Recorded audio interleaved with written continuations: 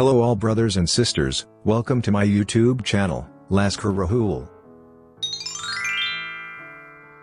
Chapter 7 of The Science of Getting Rich by Wallace D. Wattles. Recording by Majlinger. Chapter 7 Gratitude.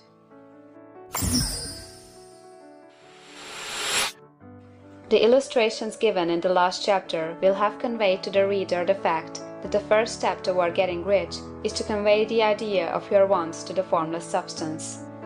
This is true, and you will see that in order to do so, it becomes necessary to relate yourself to the formless intelligence in a harmonious way. To secure this harmonious relation is a matter of such primary and vital importance that I shall give some space to its discussion here, and give you instructions which, if you will follow them, will be certain to bring you into perfect unity of mind with God. The whole process of mental adjustment and atonement can be summed up in one word: gratitude. First, you believe that there is one intelligent substance, from which all things proceed. Second, you believe that this substance gives you everything you desire. And third, you relate yourself to it by a feeling of deep and profound gratitude. Many people who order their lives rightly in all other ways are kept in poverty by their lack of gratitude.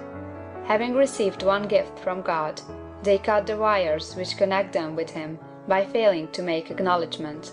It is easy to understand that the nearer we live to the source of wealth, the more wealth we shall receive.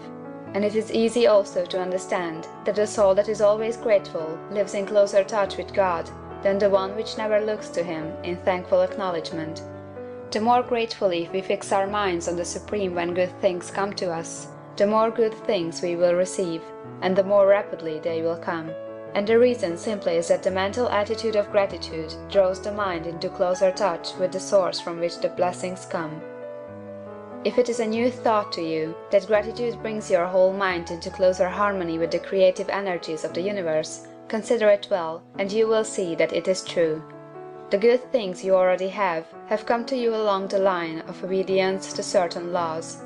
Gratitude will lead your mind out along the ways by which things come, and it will keep you in close harmony with creative thought and prevent you from falling into competitive thought.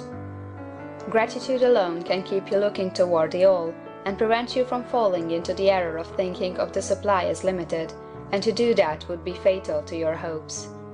There is a law of gratitude, and it is absolutely necessary that you should observe the law, if you are to get the results you seek.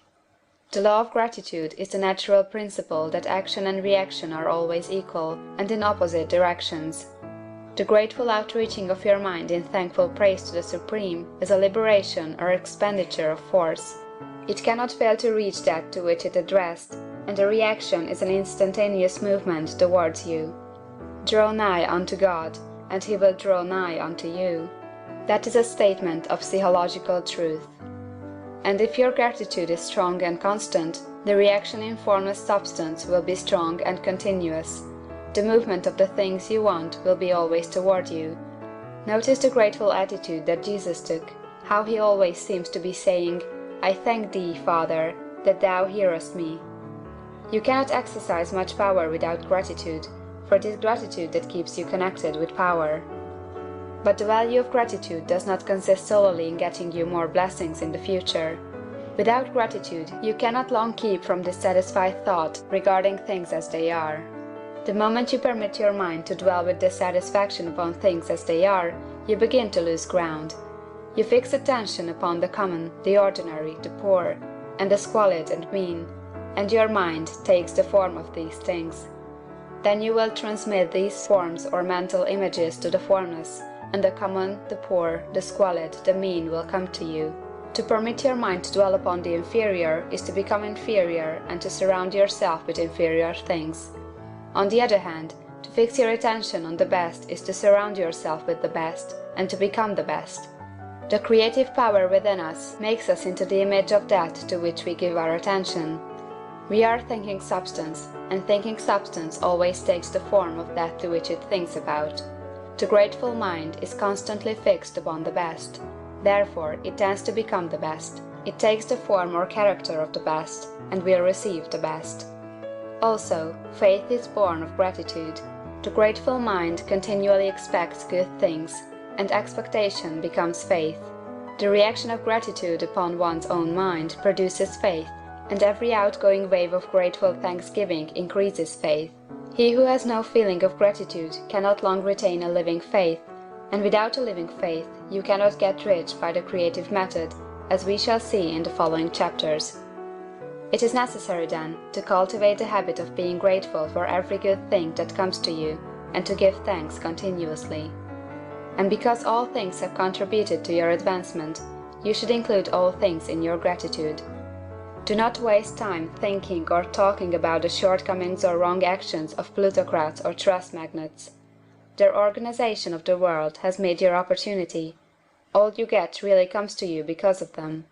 Do not rage against corrupt politicians. If it were not for politicians, we should fall into anarchy, and your opportunity would be greatly lessened. God has worked a long time and very patiently to bring us up to where we are in industry and government, and He is going right on with His work. There is not the least doubt that He will do away the plutocrats, trust magnates, captains of industry, and politicians as soon as they can be spared. But in the meantime, behold, they are all very good.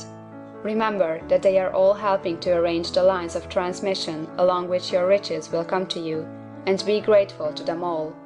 This will bring you into harmonious relations with the good in everything, and the good in everything will move toward you. End of chapter 7.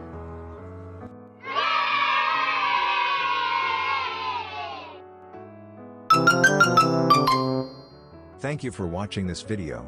Thanks for your valuable time, my dear brothers and sisters.